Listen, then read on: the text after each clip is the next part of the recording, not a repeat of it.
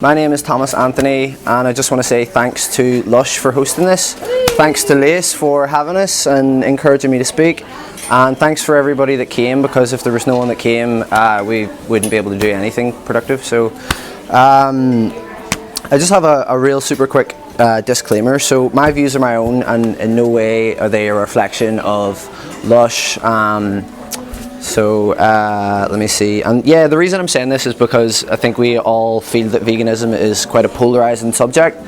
Often it can be people are like really one way or really the other way. So yeah, I just want to make sure that no one feels like judged or anything, and I'm pretty sure that no one won't. I don't think this is too hardcore.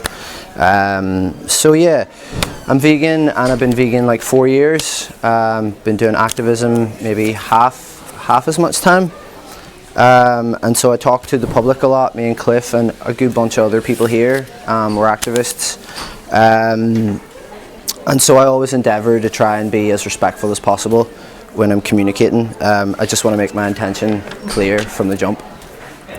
Yeah, and so I wasn't totally looking, but can I just see a show of hands who is vegan here? Okay, cool.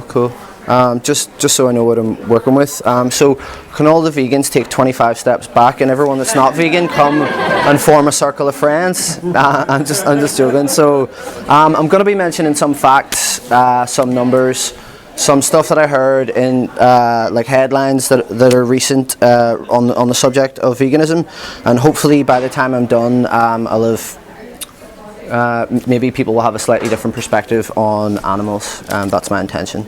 So if you bear with me a sec, got a notepad here.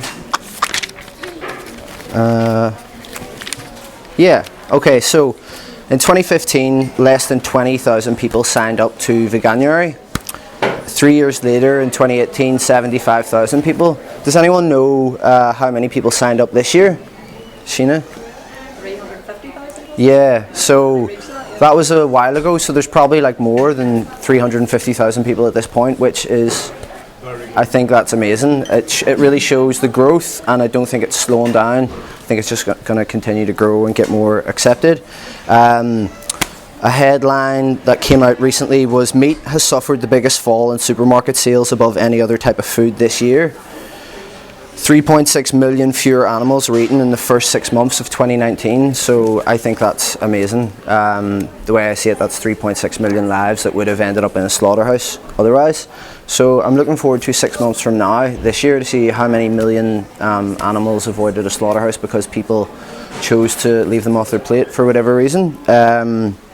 An article written in The Guardian in 2018 cited figures from the Vegan Society saying that there was 600,000 vegans in the UK, and another article in The Independent of the same year said there was 3.5 million, and that was from a survey done by Compare the Market. So I'm not too sure what the exact figure is, but that's 2 years ago, so I'm pretty confident that now there's definitely millions of vegans in the UK, which is awesome. Let me see, we're going this way. Yeah, another article this year had it that in 2019, more than 800,000 people cut back eating animal products.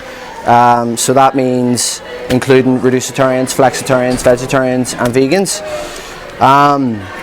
And while I personally think that any reduction in harm to animals, the planet, and our own health is brilliant, in 2020 it's my own personal belief that I feel like there's no reason why we can't like comfortably transition to become vegan. And the way I understand it, yeah, thank you, yeah, no worries. Do the whole rotation thing. You all good, yeah? We're all good for sound over here? Cool, you got me.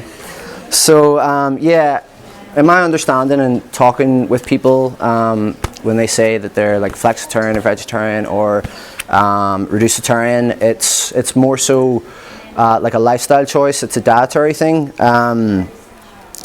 And bear with me, I'm trying to illustrate a point here with an analogy. It'll make sense in a second. So I want to just take the flexitarian and the reducitarian approach. So say, the way I feel now with veganism, like I wasn't always vegan, I wasn't born vegan, but now I literally see what happens to animals as an act of injustice.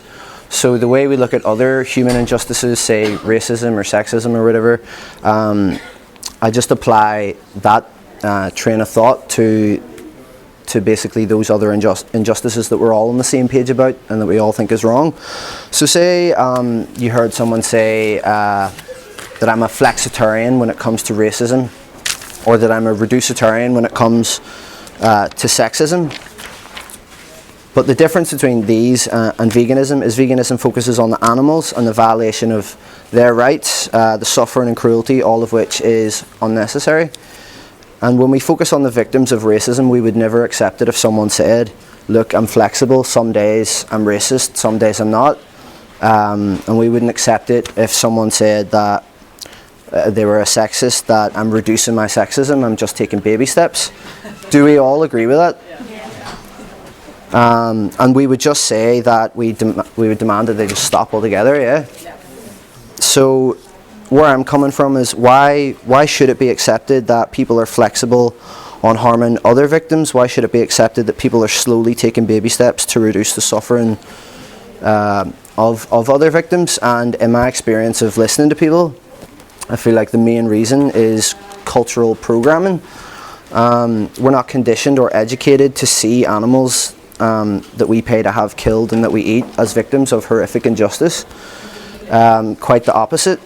So we're programmed to see them as food, as objects, which leads us to then view them as less than us, that their lives are less important than ours, that they exist not with us like you and me, but for us. And the truth is that nothing comes into existence with any inherent meaning built in. It's us that puts meaning on something. So say, for example, I have a shampoo bar from Lush, it's cinnamon, and I could say, I really like that bar, but someone else might go, I hate cinnamon, and that bar's not great for my hair. The bar didn't change, but it's the meaning that individuals project onto it that makes it seem different, you know? So I feel like we have to be really careful, because the responsibility of morality is on our shoulders, and the power to take life or spur it is literally in our hands. And personally, I think the trillions of animals' lives that we take yearly and unnecessarily, because there's literally a vegan alternative for everything now in the West, their lives are more deserving of assigning meaning more to us than like a sandwich or a dinner or a breakfast or a snack or a jacket or a pair of shoes or a rug. And because the list goes on, animals are exploited in so many ways, but they're different in ways that don't really matter, but in the ways that really matter, I feel like we have so much in common with animals. Like us, they have their own families, they're mothers and fathers, they're children too, they marvel at their young. They want to spend time with each other like us. Sometimes they fight and fall out like we do. Sometimes they feel happy and sad, lonely, satisfied. They wish for shelter and warmth like us. They want to be free from suffering like us too, and basically they want to live a nice peaceful life. And just as much as we don't want someone to come and tear our families apart and take us away from each other to be killed, I don't think animals want that either, even if they aren't, as far as we can see, capable of comprehending that. So with Veganuary, whether you want to go to Greg's to get a steak bake, a sausage roll, or some donuts, or KFC for a chicken burger, or Marks and Spencer's for fish and chips, or Chicken Kiev's or Costa for coffee and a smoked ham and cheese sandwich, or Subway for a foot-long meatball marinara with vegan cheese, or Pizza Hut for cheese and pepperoni pizza, or Asda or Tesco's or Co-op or Sainsbury's, you can do all that. You can get everything I just said vegan. But remember to eat your vegetables, like Mama always said, and you'll be grand. There's so much help and support when you sign up for Veganuary regarding diet and nutrition. A lot of people here will be familiar with the Oxford University study. It's the most comprehensive analysis to date between the relationship of animal agriculture and the environment. And basically, if everyone ate a whole foods plant-based vegan diet, we could reduce farmland globally by 75%, and that would just have like so many benefits for the environment, for the species, for the oceans, for the Amazon, for us, and the future of all life on this planet. But ultimately, I want you to raise these animals into your conscious awareness and see them for the beautiful and unique individuals they are, just like you and me. And lastly, I just want to say, There's a song by the Isley Brothers, and it's called At Your Best, You Are Love. And I think that we're all at our best when we're doing something for others. So me personally, I feel like I'm at my best when I'm doing activism and I'm doing something for the way I understand it, these victims who can't do anything for themselves. So if we could all do that, we would be our best, and we're all love. So thank you very much.